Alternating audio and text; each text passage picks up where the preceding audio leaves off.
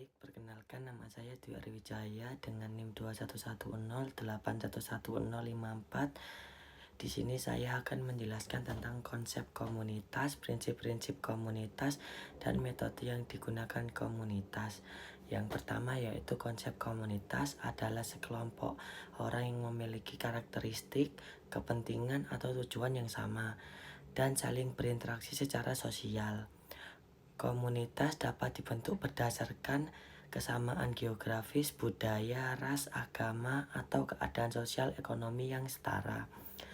Baik, selanjutnya saya akan menjelaskan prinsip-prinsip komunitas dalam konteks pemberdayaan umum mencakup partisipasi, kesetaraan, kemandirian, dan keberlanjutan.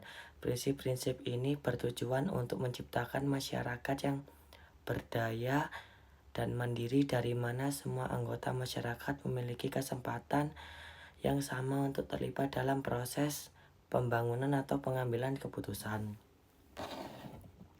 Baik, selanjutnya metode yang digunakan komunitas adalah cara yang terstruktur atau sistematis yang digunakan untuk mencapai tujuan tertentu, baik itu dalam kegiatan sehari-hari, penelitian, atau kegiatan lain yang dilakukan oleh komunitas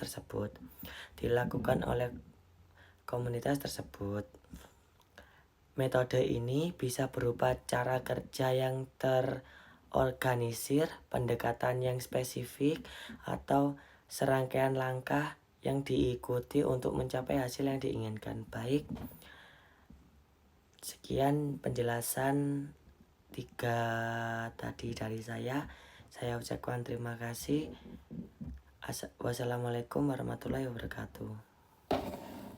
Perkenalkan, nama saya Nurul Magfiroh, NIM 2210811026. Yang pertama, pengertian dari komunitas. Komunitas itu adalah kelompok yang tinggal di suatu wilayah, saling terkait, dan saling bergantung satu sama lain. Ciri-ciri komunitas itu ada 4. Yang pertama, tinggal di wilayah yang sama, terkait secara emosional dan sosial, saling membantu dan mendukung. Yang keempat, punya aturan, nilai, dan kebiasaan bersama. Yang selanjutnya adalah perilaku komunitas. Perilaku komunitas ini adalah cara anggota kelompok berinteraksi, bekerja sama, dan bertindak bersama untuk mencapai tujuan dan menyelesaikan masalah.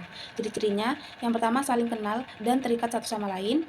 Yang kedua, saling bergantung dalam kehidupan sehari-hari. Yang ketiga, setia pada komunitas dan nilai-nilainya. Yang keempat, ada aturan yang mengatur kegiatan bersama. Yang kelima, bersikap terbuka dan saling peduli. Selanjutnya, faktor yang mempengaruhi komunitas menurut Fisher tahun 2002, yaitu ada yang pertama ukuran komunitas, yang kedua struktur sosial komunitas, yang ketiga norma dan nilai komunitas, yang keempat tingkat komunikasi dan kerja antar anggota komunitas. Perbedaan individu dengan komunitas, dilihat dari keputusannya, individu itu membuat keputusan untuk dirinya sendiri, sedangkan komunitas membuat keputusan untuk kebaikan bersama. Yang kedua, interaksi sosial, individu itu memilih dengan siapa dia mau bergaul, sedangkan komunitas itu bergaul karena tradisi dan juga kebiasaan bersama. Yang ketiga, ada tanggung jawab, individu itu bertanggung jawab pada dirinya sendiri, sedangkan komunitas saling membantu dan peduli satu sama lain. Yang keempat, pemecahan masalah, individu menyelesaikan masalah sendiri atau minta bantuan orang lain, sedangkan komunitas menyelesaikan masalah dengan bersama-sama. Yang kelima, ada adaptasi, individu menyelesaikan lingkungan sesuai dengan keinginannya. Komunitas menyesuaikan diri dengan aturan dan nilai yang berlaku. Contoh perilaku komunitas ini contoh nyata dari komunitas SBC di Lagos, Nigeria. Yang pertama itu melakukan pertemuan rutin untuk berbagi pengalaman. Yang kedua, menggalang bantuan untuk anggota yang sakit. Yang ketiga, membangun klinik kesehatan di tanah sengketa. Yang keempat, mendorong kepemimpinan inklusif. Yang kelima, menunjukkan solidaritas meskipun menghadapi tekanan ekonomi. Selanjutnya, pendekatan komunitas adalah cara dalam psikologi yang fokus pada hubungan antara individu dan komunitas dalam kehidupan sosial, ekonomi, politik, dan budaya. Tujuannya bukan hanya menyelesaikan masalah pribadi, tapi juga mendorong perubahan sosial yang adil dan berkelanjutan lewat kerjasama bersama. Ruang lingkup meliputi yang pertama, kesehatan masyarakat, yaitu ada vaksin. Yang kedua, pendidikan dan pengembangan diri, yaitu ada program membaca. Yang ketiga, ada pemberdayaan ekonomi, yaitu seperti usaha kecil berbasis komunitas. Yang keempat, perubahan sosial dan kebijakan, membela hak kelompok lemah. Prinsip-prinsip dalam pendekatan komunitas menurut Nelson dan Riletinsky 2010 dan Jim Orford 2008. Yang pertama itu ada perspektif ekologi, jadi individu dilihat sebagai bagian dari sistem sosial yang saling terikat. Contohnya itu meningkatkan akses layanan kesehatan di wilayah terpencil. Yang kedua itu ada pencegahan dan promosi, yaitu fokus pada pencegahan masalah dan promosi kesehatan. Contohnya itu program edukasi kesehatan mental untuk remaja. Yang ketiga ada pemberdayaan, yakni meningkatkan kapasitas komunitas untuk mengkontrol kehidupan mereka sendiri. Contohnya kelompok ibu rumah tangga yang diberi pelatihan untuk menyuarakan kebutuhan anak-anak. Yang keempat ada inklusi sosial dan kesetaraan, yaitu melibatkan seluruh anggota masyarakat, terutama kelompok rentan, yaitu contohnya sekolah inklusif bagi anak berkebutuhan khusus. Yang kelima, perubahan sosial yang berkeadilan, yaitu bertujuan untuk mengurangi kesenjangan sosial dan menciptakan keadilan. Contohnya advokasi kebijakan lingkungan oleh komunitas yang terdampak polusi. Yang keenam, ada akuntabilitas dan komitmen terhadap komunitas, yakni intervensi dievaluasi tidak hanya oleh akademisi atau donor, tapi juga oleh komunitas itu sendiri. Contohnya, laporan hasil program dibagikan dan dibahas bersama warga.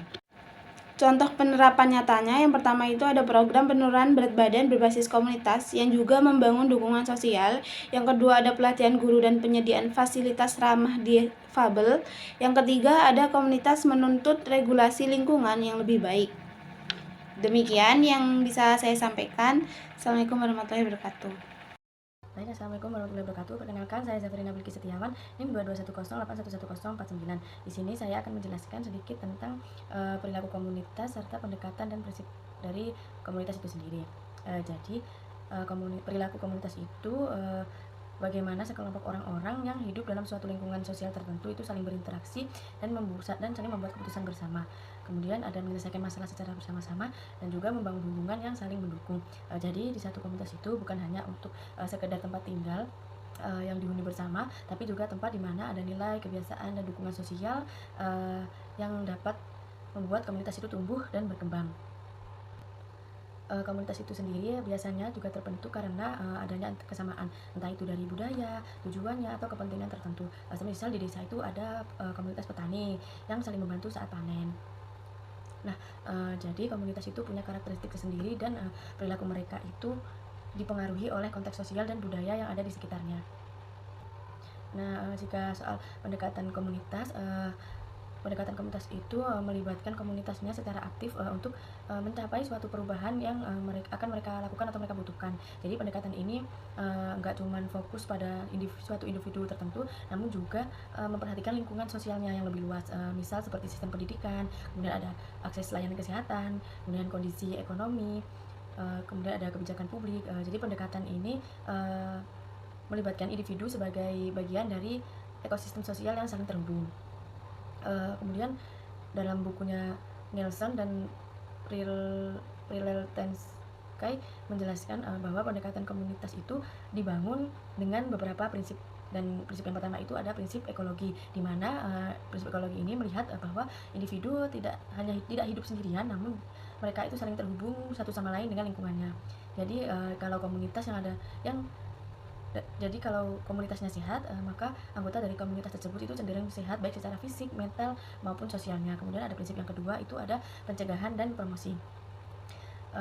Pendekatan ini lebih menekankan pada upaya pencegahan masalah sebelum muncul. Jadi tidak hanya menangani saat masalahnya sudah terjadi.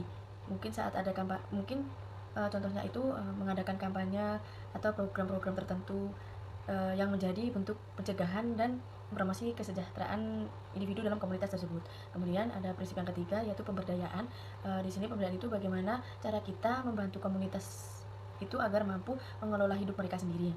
Jadi tidak hanya memberikan semuanya, tapi mereka juga harus memberikan ruang supaya dapat bersuara atau memiliki kendali atas keputusan yang menyangkut hidup mereka. Semisal dalam komunitas tersebut itu membentuk suatu kelompok tertentu supaya mereka bisa menyuarakan kebutuhan terhadap pemerintah itu sendiri. Kemudian ada prinsip yang keempat, yaitu prinsip inklusi sosial dan kesetaraan, di mana pendekatan ini melibatkan semua kelompok, termasuk mereka yang selama ini sering dikucilkan atau terpinggirkan, misalnya kelompok minoritas, disabilitas, atau masyarakat miskin. Misal saat membangun fasilitas umum, jadi penduduk lokal di wilayah tersebut itu ikut dilibatkan dalam perencanaan atau pembangunan fasilitas tersebut. Jadi penduduk lokal itu benar-benar sesuai dengan penduduk lokal Jadi penduduk lokal itu dilibatkan secara keseluruhan agar mereka itu benar-benar agar fasilitas umum yang dibangun saat itu benar-benar sesuai dengan kebutuhan mereka. Kemudian yang terakhir atau yang kelima itu ada prinsip perubahan sosial yang berkeadilan. Jadi pendekatan ini tidak hanya membantu tetapi juga ingin menciptakan keadilan sosial. Semisal ada program pelatihan kerja untuk perempuan di suatu daerah. Nah, itu bukan hanya soal pekerjaan namun juga soal mengurangi ketimpang-tindihan dan membuka peluang kerja yang lebih setara dan luas. Kemudian dari penjelasan tersebut pendekatan komunitas itu bukan hanya sekedar intervensi sosial namun juga bagaimana cara berpikir yang menghargai suara komunitas dan melibatkan mereka dalam proses dan bagaimana mereka berupaya menciptakan perubahan yang benar-benar berpihak pada masyarakat di suatu komunitas tersebut. Assalamualaikum warahmatullahi wabarakatuh. Jadi di sini saya akan menjelaskan tentang perilaku komunitas. Yang pertama itu, menurut Skinner, seorang ahli psikologi mengatakan bahwa perilaku merupakan respon atau reaksi seseorang terhadap stimulus yang ada di luar. Oleh karena itu, perilaku ini terjadi melalui proses adanya stimulus terhadap organisme dan kemudian organisme tersebut merespon. Maka teori Skinner disebut teori SOR atau stimulus organisme respon. Komunitas merupakan kelompok sosial dari berbagai organisme dengan bermacam-macam lingkungannya. Pada dasarnya mempunyai habitat serta ketertarikan atau kesukaan yang sesama. Maksudnya kesukaan yang sama. Di dalam komunitas, individu-individu ini di dalamnya mempunyai kepercayaan, kebutuhan, resiko, sumber daya, maksud atau preferensi dari berbagai hal yang serupa atau sama. Dapat disimpulkan bahwa komunitas merupakan sarana refleksi, pertumbuhan dan pengembangan kesadaran dan sekelompok orang yang memiliki komitmen bersama, kesamaan kualitas diri, contohnya seperti hobi tertentu akan mempermudah setiap orang untuk dapat melakukan refleksi atau pertukaran ide di antara mereka. Jadi dapat disimpulkan komunitas itu adalah sekumpulan orang yang memiliki kesamaan, memiliki komitmen dan memiliki kepercayaan satu sama lain. Misalnya kesamaan hobi, kesamaan kegemaran, kesukaan seperti itu. Di sini saya akan menjelaskan tentang prinsip dasar pendekatan pada komunitas. Yang pertama dari pendapat dari Nelson di dalam chapter 4. Di sana dia menjelaskan bahwa pendekatan ini melalui perspektif ekologi yang menganggap individu itu sebagai bagian dari sistem sosial yang lebih luas. Jadi perspektif ini menekankan bahwa kesejahteraan seseorang itu tidak hanya dalam dirinya, bukan hanya dari fisik atau emosional individu, tetapi juga dari luar atau dari konteks sosial yang lebih luas seperti itu. Nelson sering menyoroti bahwa pendekatan komunitas sering berusaha mengatasi masalah sosial yang kompleks, sedangkan menurut Jean Orford menjelaskan bahwa pendekatan ini berangkat dari pandangan kontekstual, yakni segala bentuk gangguan atau ketidakberdayaan itu harus dipahami secara lebih luas, menekankan bahwa bukan hanya lingkungan makro yang berpengaruh. Lingkungan makro ini contohnya seperti lingkungan keluarga, sekolah, atau teman sebaya, tapi juga ada lingkungan meso yang seperti sosial politik, di mana dari sini kita tahu bahwa pendekatan komunitas menurut Orford bukanlah dari individunya, tetapi dari sistem yang membentuk realitas mereka. Selanjutnya ada 4 prinsip dasar dari Nelson. Yang pertama itu perspektif ekologi, yang dimana prinsip pendekatan ini mengacu bahwa kesejahteraan individu itu bukan hanya dari dalam diri, tetapi dari lingkungan sosial yang lebih luas. Yang selanjutnya ada pencegahan dan promosi. Di sini Nelson mengatakan bahwa daripada hanya menangani atau melakukan pengobatan, lebih baik kita mencegah kejadian yang tidak diinginkan sebelumnya. Yang selanjutnya ada pemberdayaan. Selain untuk menangani, Nelson juga mengatakan bahwa alangkah baiknya kita juga melakukan peningkatan atau melakukan pemberdayaan terhadap komunitas yang harus ditingkatkan. Misalnya ada komunitas yang tidak memandang kesehatan inklusif. Jadi di sana diberdayakan, ditingkatkan lagi bagaimana komunitas itu memberikan penanganan kesehatan kepada masyarakat yang lebih baik. Nah, selanjutnya itu ada inklusi sosial dan kesetaraan. Jadi setelah melakukan pemberdayaan, kita harus melakukan inklusi sosial yang dimana masyarakat itu berperan penting terhadap kesuksesan dari pencegahan dan pemberdayaan itu. Jadi semua masyarakat itu harus sadar akan pemberdayaan tersebut. Jadi seperti itu. Konsep komunitas terbagi menjadi dua, yaitu komunitas geografis dan komunitas relasional. Komunitas geografis merupakan komunitas yang berbasis pada lokasi fisik seperti lingkungan tempat tinggal atau kota. Sedangkan komunitas relasional merupakan komunitas yang terbentuk dari hubungan sosial, minat bersama atau identitas bersama. Contohnya komunitas agama, kelompok hobi, dan kelompok profesi. Perilaku komunitas merupakan cara orang-orang dalam sebuah kelompok atau lingkungan itu berinteraksi dan berhubungan satu sama lain. Jadi ini tentang bagaimana mereka saling berkomunikasi, bekerja sama, dan menyelesaikan masalah bersama. Perilaku komunitas yang pertama adalah keterlibatan dalam aksi kolektif, seperti kegiatan sukarela, partisipasi dalam organisasi lokal, atau advokasi terhadap perubahan sosial, yang sering disebut sebagai civic participation dan merupakan bagian dari model sosial. Yang kedua adalah perilaku ekologis atau pro-lingkungan yang dikembangkan melalui pendekatan community-based social marketing. Pendekatan ini melibatkan identifikasi hambatan, perilaku positif, merancang program untuk mengatasi hambatan tersebut, dan mendorong tindakan kolektif. Selanjutnya, pendekatan komunitas merupakan cara kerja yang melibatkan langsung masyarakat dalam memecahkan masalah yang sedang mereka hadapi. Tidak seperti pendekatan tradisional yang sering datang dari luar dan hanya fokus pada individu, pendekatan ini melihat masalah secara lebih luas, yaitu sebagai sesuatu yang juga berkaitan dengan lingkungan sosial, budaya, ekonomi, bahkan kebijakan publik. Pendekatan komunitas yang juga mengutamakan pencegahan dan promosi kesejahteraan, yang artinya lebih baik mencegah masalah sejak dini daripada menangani setelah parah. Pendekatan ini juga berusaha menciptakan kondisi hidup yang sehat dan adil untuk semua orang. Contohnya dengan memastikan pendidikan yang layak, dukungan sosial yang kuat, serta layanan kesehatan yang merata.